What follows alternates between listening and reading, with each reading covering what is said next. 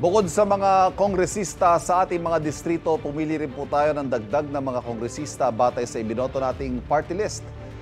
63 pwesto sa Kamara ang pinaglalabanan ng 156 na party list group.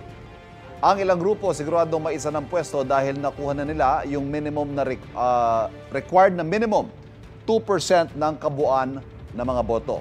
Sa ilalim po ng Party List System Act, hanggang 3 pwesto ang pwede nilang makuha.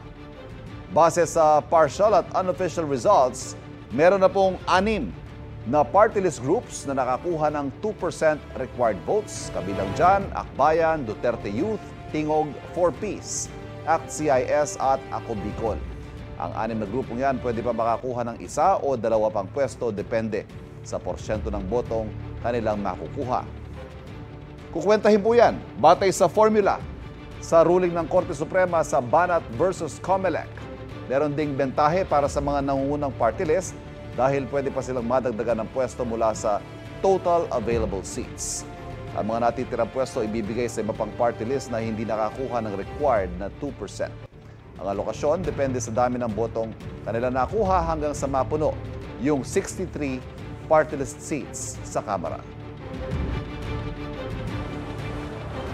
Igan, mauna ka sa mga balita, mag-subscribe na sa GMA Integrated News sa YouTube para sa iba't ibang ulat sa ating bansa.